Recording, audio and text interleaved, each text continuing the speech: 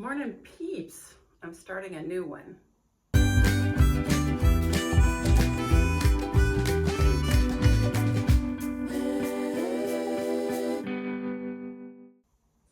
This one is geared more towards health. I feel like I should say something, and so I feel, dare I say, inspired by God to say something about health and let people know kind of where I'm at and what I think about the health message that there is in the Bible. When I was very young, we were carnivore in my family, and then my parents decided to become vegetarian. So I was predominantly raised vegetarian. Now, in the early 80s, my dad got cancer, and he ended up having his foot amputated because of it from just below his knee. So he had an artificial leg. And he did some research reading a book called Counsels on Diets and Food by E.G. White. And he became plant-based. Plant-based is exactly what it says. They eat things that are from plants. They don't eat anything from animal. So they eat a lot of fruits and vegetables and nuts and grains and, you know, what you would call legumes. So that's what his diet became. He did not go through chemotherapy. He did not go through radiation or any of that. And he went to, well, I call them a fat farm, but they're a place that teaches you how to eat a little bit healthier. And at that point, he became plant-based. My mother learned to cook plant-based, and if I dare say so myself, she did pretty good while she was alive and functioning. But the plant-based diet is based on biblical information. And the first verse is 1 Corinthians 6:19-20. Or do you not know that your body is the temple of the Holy Spirit, who is in you, whom you have from God, and you are not your own? For you were bought at a price. Therefore glorify God in your body and in your spirit, which are God's. So that was one of the things that got him going down that path. Now I'm going to read a little bit of excerpt from Counsels on Diets and Foods. I have read most of the book. I'm starting to read it again to get a little more versed because it's been years. And but this is a little excerpt from that book that my dad read. In order to know what are the best foods, we must study God's original plan for man's diet. He who created man and who understood his needs appointed Adam his food. Behold, he said, I have given you every herb yielding seed, and every tree in which is the fruit of tree yielding seed. To you it shall be for good food. That's in Genesis 1:29. And upon leaving Eden to gain his livelihood by tilling the earth under the curse of sin, man received permission to eat also the herbs of the field. That's found in Genesis 3:18. Both thorns and thistles it shall bring forth to you, and you shall eat the herb of the field. Grains, fruits, nuts, and vegetables constitute the diet chosen for us by our Creator. These foods, prepared in a simple and natural manner as possible, are the most healthful and nourishing. In order to maintain health, a sufficient supply of good, nourishing food is needed. If we plan wisely, that which is most conducive to health can be secured in almost every land. The various preparations of rice, wheat, corn, and oats are sent abroad everywhere. Also beans, peas, and lentils. These, with native or imported fruits and the variety of vegetables that grow in locality, wherever dried fruit such as raisins, prunes, apples, pears, peaches, and apricots are obtainable at moderate prices, it would be found that they can be used as a staple article of diet much more freely than is customary, with the best results to the health and vigor of all. The Lord intends to bring his people back to live upon simple fruits, vegetables, and grains. This is back in heaven. When we go back to heaven, there will not be any meat. God provided fruit in its natural state for our first parents, his original design that men should subsist upon the natural products of the earth. I have been predominantly plant-based since I moved in with my father. In 2018, we sold our home because we had intended on going out on the road, and when we purchased a camper. And we ended up moving in with my dad until we could get the camper purchased, and he pretty much asked us to stay. And so we did. So from 2018 till his death in 2020, we lived with him.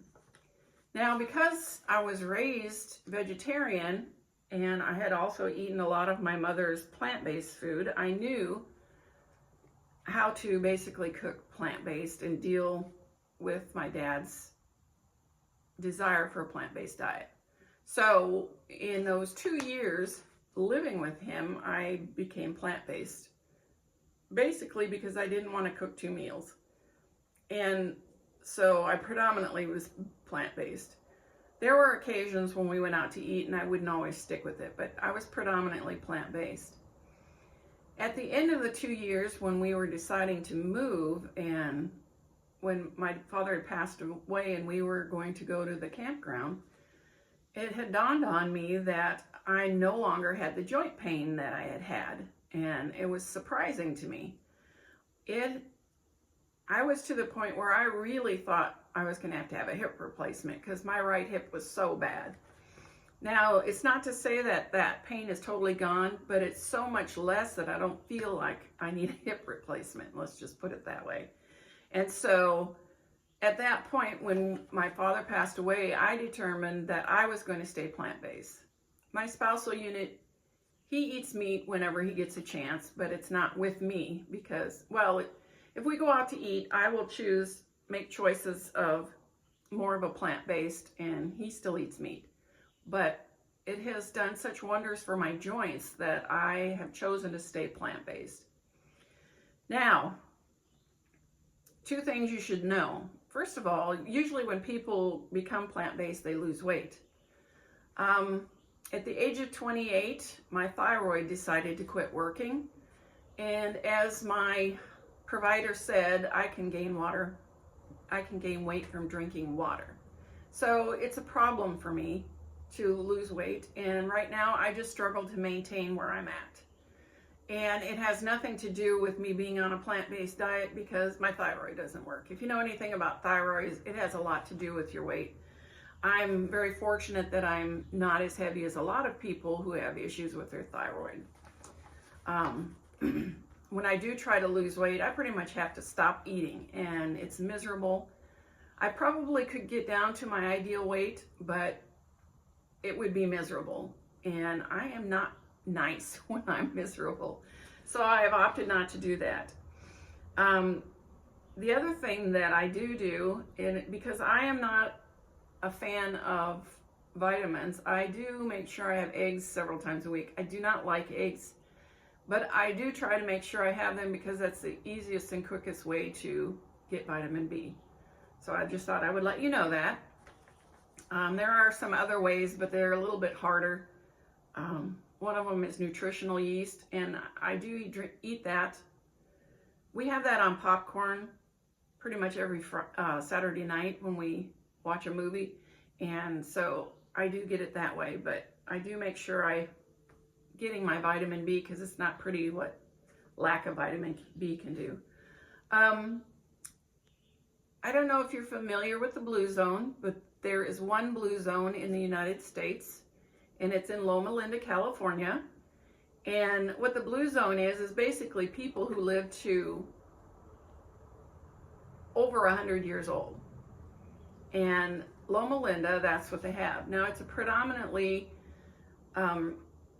Christian group there, and they predominantly are plant-based and make sure they have regular exercise.